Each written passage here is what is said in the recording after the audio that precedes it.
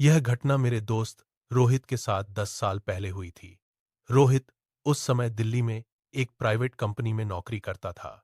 एक रात अचानक गांव से फोन आया कि उसकी मां को गिरकर चोट लगी है, उसे तुरंत गांव पहुंचना है।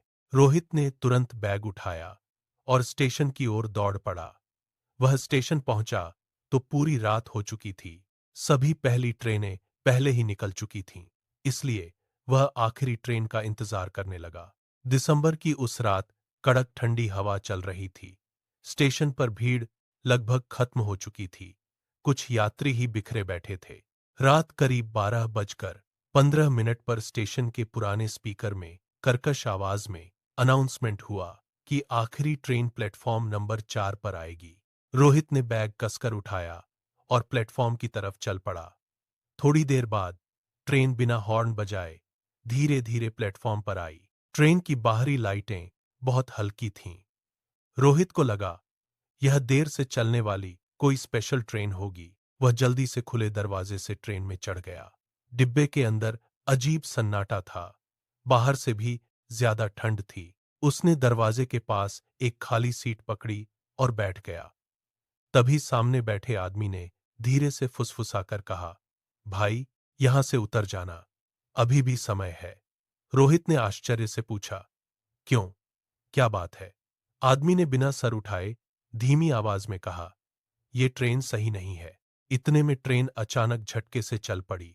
रोहित ने खिड़की से बाहर देखा। ट्रेन स्टेशन से बाहर निकलते ही चारों तरफ घना जंगल और सुनसान जगहें आने लगीं। कोई शहर नहीं, कोई गांव नहीं, कोई लाइट नहीं, पूरी तरफ सिर्फ घना अंधेरा था। तभी ट्रेन के अंदर की सभी लाइटें अचानक बंद हो गईं।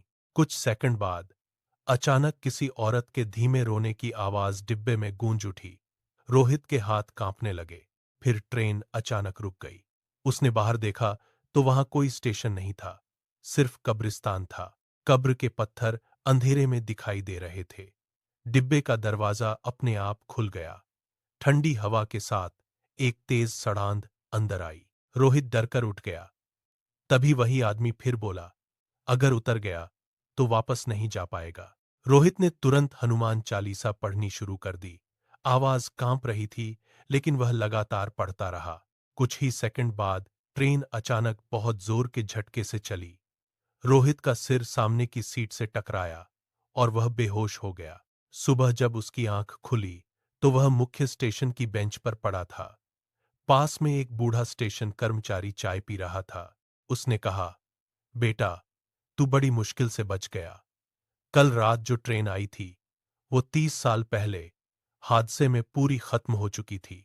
रोहित आज भी जब उस रात को याद करता है, उसका पूरा शरीर कांप उठता है। वह अब कभी भी देर रात की खाली ट्रेन में नहीं चढ़ता।